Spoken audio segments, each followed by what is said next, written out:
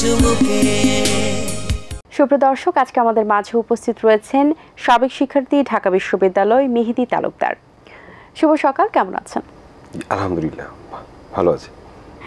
জি, বৈষম্য বিরোধী ছাত্র জনতার আন্দোলনের মাধ্যমে আমরা এখন নতুন বাংলাদেশ দেখছি এবং সেই আন্দোলন ঘিরে আমরা জানি যে আপনি সেই আন্দোলনের সাথে হয়তোবা কিছুটা জানতেন। সো আমরা আপনার কাছে জানতে চাই যে আপনি সেখানে কি সম্পৃক্ত ছিলেন কিনা বা তার আসলে আন্দোলনের প্রেক্ষাপট কি? বৈষম্য বিরোধী ছাত্র আন্দোলনের সাথে আমি যারা আন্দোলনটাকে সংগঠিত করেছে তাদের সাথে সরাসরি সম্পৃক্ত ছিলাম না, যেহেতু ঢাকা বিশ্ববিদ্যালয়ের সাবেক ছাত্র এবং আমি ছাত্র রাজনীতির সাথে জড়িত ছিলাম, ঢাকা বিশ্ববিদ্যালয়ের ছাত্রদলের সাবেক সভাপতিও ছিলাম। তো যার কারণে আমার তো ওখানে একটু ওদের সাথে যোগাযোগ ছিলই যারা আন্দোলনে ছিল। আমি নিজেও গিয়েছিলাম আন্দোলনে। প্রেক্ষাপট নিয়ে যদি কথা বলি তাহলে বলতে হয় যে আসলে আন্দোলন কিন্তু ওই সময়ই যে শুরু হয়েছে ব্যাপারটা তা না, যে আপনার ধরেন হাইকোর্ট থেকে যখন বললো যে মুক্তিযোদ্ধা কোঠা বহাল থাকবে, তারপর থেকে যে আপনার ধরেন আন্দোলনের ডাক আসলো, এরপরে সবার সম্পৃক্ততা, এই যে এটার যদি আমরা একদম রুটে যাই, আসলে এই আন্দোলনটা বাংলাদেশে যে আপনার বিরাজনীতিকরণ হচ্ছিল গত 17 বছর যাবৎ এবং ভোটাধিকার ছিল না, আপনার অবৈধভাবে সংসদে আপনার 17 বছর ধরে একটি দল ছিল, এর কারণেই কিন্তু দিনে দিনে দিনে দিনে স্টেপ বাই স্টেপ কিন্তু আসলে এই প্রেক্ষাপটটা তৈরি হয়েছে। যার কারণেই আপনার ধরেন আন্দোলনে যখন তারা ডাক দিল, সবার ভেতরে কিন্তু আপনার একটা পুঞ্জীবিত ক্ষোভ ছিল সারা বাংলাদেশে প্রত্যেকটি সেক্টরেই। যার কারণে সবাই চায় যে একটা স্ট্রং প্ল্যাটফর্ম। ঢাকা বিশ্ববিদ্যালয় এমন একটি জায়গা যেখানে আপনার ধরেন অন্য কোথাও যদি কেউ আন্দোলন করতে যায় সেটাকে দমানো খুব সহজ হয়, কিন্তু ঢাকা বিশ্ববিদ্যালয়ে কিন্তু অন্যান্য জায়গার মতো বাংলাদেশের অন্যান্য প্লেসের মতো ওইভাবে দমাতে পারে না, কারণ ওইখানে সারা বাংলাদেশের চোখ কিন্তু আপনার ধরেন চোখ বলতে মিডিয়া, মূল কেন্দ্র বলা যেতে পারে, মূল কেন্দ্র, সবাই কিন্তু ওটা দিকে তাকিয়ে থাকে ওখানে কি হচ্ছে না হচ্ছে। এবং সেই সাথে যদি আমরা দেখি যে প্রত্যেকটা আন্দোলনেই কিন্তু ঢাকা ইউনিভার্সিটির স্টুডেন্টরা অনেক বড় ভূমিকা রেখে থাকে। এই ক্ষেত্রে আপনার একটু মতামত জানতে চাই, যেহেতু আপনি সেখানকার স্টুডেন্ট। ঢাকা বিশ্ববিদ্যালয়ে যারা ভর্তি হয়, ঢাকা বিশ্ববিদ্যালয় তো রাজনীতির, ছাত্র রাজনীতির চারণভূমি। তো ঢাকা বিশ্ববিদ্যালয়ে যারা রাজনীতি করে বা ঢাকা বিশ্ববিদ্যালয়ে যারা পড়ে, ওই পরিবেশটা থেকে তারা কিন্তু অনেক কনসার্ন বেশি হয়। হ্যাঁ, যার কারণে তারা যে কোনো আন্দোলনের যখন প্রেক্ষাপট তৈরি হয়, তারা সবাই বিশ্ববিদ্যালয়ের এমন কেউ নেই যে এখানে ইনভলভ হয় না, সবাই ইনভলভ হওয়ার কারণে একটা বড় একটা শক্তিতে তারা কিন্তু রূপান্তর হয়। আপনার ঢাকা বিশ্ববিদ্যালয়ে 30-40 হাজার স্টুডেন্ট আছে, তারা যদি সবাই একসাথে হয় তাহলে সেটা কিন্তু অনেক বড় একটা শক্তি। তার পাশে হলো আপনার সিকিউর, তারা যেহেতু সারা বাংলাদেশের মানুষ সবাই ওই দিকে তাকিয়ে থাকে, তো চাইলেই কোনো কিছু হচ্ছে না। যার কারণে ঢাকা বিশ্ববিদ্যালয় থেকে যখন নাকি বিস্ফোরণটা হয়, ওইটাকে আসলে কখনো দমানো যায় না। ইতিহাসে কিন্তু এটাই, ঢাকা বিশ্ববিদ্যালয় যখনই গর্জে উঠেছে তখনই কিন্তু যত বড় শক্তিই হোক সেটা তার কিন্তু পতন হয়েছে। আচ্ছা, শুধু কি আসলে সংখ্যার দিক দিয়ে, নাকি আমরা দেখেছি যে অনেক সময় কোনো আন্দোলন হলেই কিন্তু সব ক্ষেত্রে দেখা যায় দাবানোর চেষ্টা করা হয়, এটা স্বাভাবিক বিষয়। সেই জায়গা থেকে কিন্তু ঢাকা ইউনিভার্সিটির শিক্ষার্থীরা সবসময় এগিয়ে আসে। শুধু কি সংখ্যার বিষয় ম্যাটার করে, নাকি সাহসিকতা বা মনোবল, নাকি তাদের যে আসলে সবকিছু মিলিয়ে টিচারদেরও একটা ভূমিকা থাকে, সবকিছুই পারিপার্শ্বিক বিষয়টাকে কাজ করে কিনা? সংখ্যাটা তো অনেক বড় একটা ফ্যাক্টর। সাহস না থাকলে তো আপনি যুদ্ধে যেতে পারবেন না, অবশ্যই আপনাকে সাহসী হতে হবে। আপনি ধরেন বাংলাদেশের সাবেক শহীদ প্রেসিডেন্ট জিয়াউর রহমান, উনি যখন 26শে মার্চ স্বাধীনতা ঘোষণা করলেন, স্বাধীনতা ঘোষণা প্রথমে কে ঘোষণা করলো এটা অনেক বড় ফ্যাক্টর। যে প্রথমে ঘোষণা করবে তার উপরে কিন্তু খড়গটা নেমে আসবে। এই যে উনি যে দুঃসাহসিকতা দেখিয়েছেন, তো ঠিক এরকমই ঢাকা বিশ্ববিদ্যালয়ে যারা আপনার আন্দোলনের সময় থাকে, এই যে প্রথম দিকে যে আপনার আন্দোলনের ভূমিকা আপনার ডাকটা দেয়, এখানে অনেক সাহসের ব্যাপার থাকে। সাহস না থাকলে তো আসলে এই আন্দোলনে কখনোই যাওয়া যায় না। আপনি তো ছাত্র রাজনীতিতে নেতৃত্ব দিয়েছেন, নেতৃত্বে ছিলেন, সো বিগত 15 বছরে আপনার জার্নিটা কেমন ছিল? বিগত 15 বছরের জার্নিটা, আমার জার্নিটা প্রথম শুরু হয় আপনাদের যখন 111 হয় আমাদের ঢাকা বিশ্ববিদ্যালয়ে, যখন আর্মিদের খেলার মাঠে আর্মিদের সাথে যখন আমাদের একটা গণ্ডগোল, ওইটার মুখ্য ভূমিকায় আমি ছিলাম। আমি প্রথম প্রতিবাদটা করি না খেলার মাঠে, যখন আর্মি পার্সন একজন যখন আমাদের একটা ছাত্রকে গায়ে হাত তোলে, মানে তাকে ফেলে বুকের উপরে পাড়া দিচ্ছিল, তখন আমরা খেলা দেখতে গিয়েছিলাম। আমার সাথে ওই সময় ছাত্রদলের সাবেক প্রেসিডেন্ট শ্রাবণ, আমার খুব কাছে ছোট ভাই, ও ছিল, আমরা একসাথে তখন গিয়ে প্রতিবাদ করি যে বিশ্ববিদ্যালয়ে এটা কি হচ্ছে, যে আপনি কে, আপনি মারতেছেন কেন? তখন উনি উইদাউট রেসপন্স। উনি উল্টো আমার দিকে ঘুরে আমাকে একটা গালি দিয়ে বলতেছে, তুই আমাকে চিনিস? কারণ আমার কাছে মনে হলো যে, কারণ ওই সময় তো আমরা হলাম আপনার ধরেন রানিং স্টুডেন্টদের ভিতরে আমরা সব মোস্ট সিনিয়র। তো বিশ্ববিদ্যালয়ে যদি কাউকে মানে চেনা লাগে, এটা ব্যাপার আছে যে মানে যাকে চেনার দরকার তাকে কিন্তু আমরা চিনি। যেহেতু এই লোকটাকে চিনি না, উনি এভাবে থ্রেট দিচ্ছে যে এই লোকটা কে, তখন আমি একটু নিচে তাকিয়ে দেখলাম যে উনি আপনার আর্মি ট্রাউজার পরা।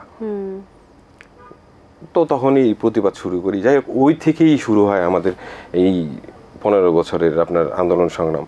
এরপরে আপনার আমি 13-14 আন্দোলনে আমি অ্যারেস্ট হলাম। আমাকে 18 দিন মিন্টু রোডে রাখলো, 18 দিন টানা।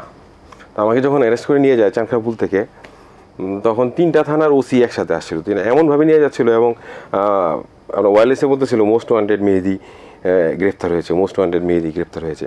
মানে মনে হয় জঙ্গি, মানে আমার কাছে মনে হচ্ছিল যে আমি মনে হয় জঙ্গি সংগঠনের কেউ, বা আমি নিজে মনে হয় জঙ্গি, এমনভাবে নিয়ে যাচ্ছিল। তো আর মামলা ধরেন আপনার প্রায় 100 খানেকের মতো মামলা ছিল। তো আল্লাহর কাছে অশেষ শুকরিয়া জানাই যে এই অবস্থা থেকে আমরা পরিত্রাণ পেয়েছি, এটাই সবচেয়ে বড় বিষয়। আমরা তো নতুন বাংলাদেশের কথা বলছি, সংসারের কথা বলছি, তো আপনার কাছে নতুন বাংলাদেশ আপনি কেমন দেখতে চান? নতুন বাংলাদেশ আসলে যদি বলতে হয় তাহলে আপনার ধরেন 71-এর যুদ্ধ হয়েছিল কি নিয়ে, বাংলাদেশটা যে স্বাধীন হলো এর পেছনের বড় প্রেক্ষাপটটা ছিল কিন্তু আপনার বাংলাদেশে যখন ইলেকশন হলো, পাকিস্তানে ইলেকশন হওয়ার পরে যখন আওয়ামী লীগকে যখন নেতৃত্ব দেওয়া হয়নি, ক্ষমতা হস্তান্তর করা হয়নি, তার থেকেই কিন্তু শুরু হয়েছে। তো ব্যাপারটা হলো বাংলাদেশে আপনার এই যে 24-এর আন্দোলন হলো, এর ভেতরেও যদি প্রেক্ষাপট যায় তাহলে আওয়ামী লীগ উইদাউট নির্বাচন, জোর করে হোক, রাতের ভোটে হোক, তারা কিন্তু ক্ষমতা ধরে রেখেছে, কুক্ষিগত করে রেখেছিল। এই যে যদি আজকে যদি বাংলাদেশে, আগামীর বাংলাদেশে গণতান্ত্রিকভাবে যদি বাংলাদেশটা পরিচালিত হয়, ভোটের মাধ্যমে, মানুষের ভোটের মাধ্যমে যদি দেশটা পরিচালিত হয়, সরকার নির্বাচিত হয়, তাহলে দেখা গেছে যে আপনার যারা নির্বাচিত হবেন তাদের ভেতরে কিন্তু দায়বদ্ধতা থাকবে যে আমার ভোটের মাধ্যমে আসতে হবে।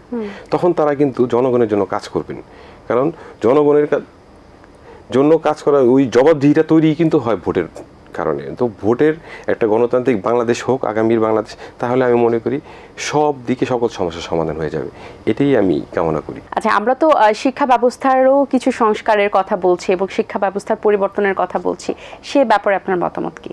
একটা কথা আছে যে আমাকে একজন শিক্ষিত মা দাও, আমি একটা শিক্ষিত জাতি দিব। শিক্ষাটা কিন্তু জাতির মেরুদণ্ড, এটা আমরা সবাই জানি। তো আমাদের শিক্ষা ব্যবস্থাটা যদি ঠিক না হয়, ডেভেলপ না করে, তাহলে কিন্তু আমরা জাতি হিসেবে ডেভেলপ করতে পারবো না।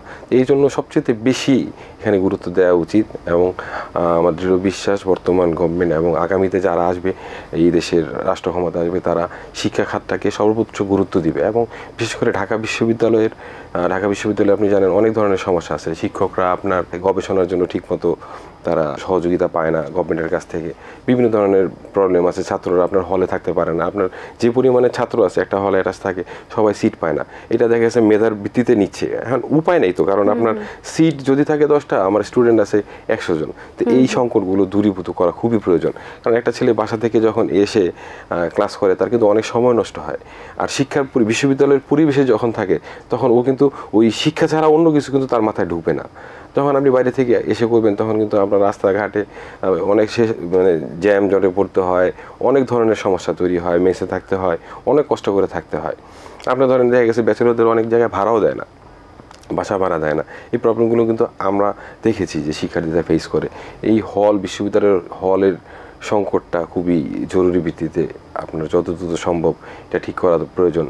এবং বিশ্ববিদ্যালয়ের শিক্ষকরা যেন ছাত্রদের রুমে রুমে যায়। আগে ধরেন আমরা শুনেছি বিশ্ববিদ্যালয়ের শিক্ষকরা আগে দেখা যায় একটা ছেলে, তার ডিপার্টমেন্টের একটা ছেলে যদি সিক হতো বা ক্লাসে যায় না, ওই ছেলেটা ও 2 দিন আসেনি, অ্যাটেন্ডেন্স নাই, তখন দেখা গেছে উনি কিন্তু ওর রুমে চলে যেত যে ও কি হয়েছে। আমরা কিন্তু বিশ্ববিদ্যালয়ের জীবনে এটা পাইনি, আমরা দেখিনি। এই কালচারটা কিন্তু ফিরিয়ে আনতে হবে। একটা ছেলে অ্যাবসেন্ট, তো বিশ্ববিদ্যালয়ে যদি চিন্তা করে যে না ওরে মার্ক কম দিব, তো মার্কসের জন্য যে একটা ছেলে অ্যাবসেন্ট, মার্কস এইটা পানিশমেন্ট হতে পারে না। এই ছেলেটা কেন আসলো না, শিক্ষকের এটাকে খোঁজ নিতে হবে, তার প্রবলেমটা কি জানতে হবে, তার প্রবলেম থেকে সে যাতে মানে বেরিয়ে আসতে পারে, এই জন্য তাকে হেল্প করতে হবে। এটা তো শিক্ষকের কাজ হওয়া উচিত।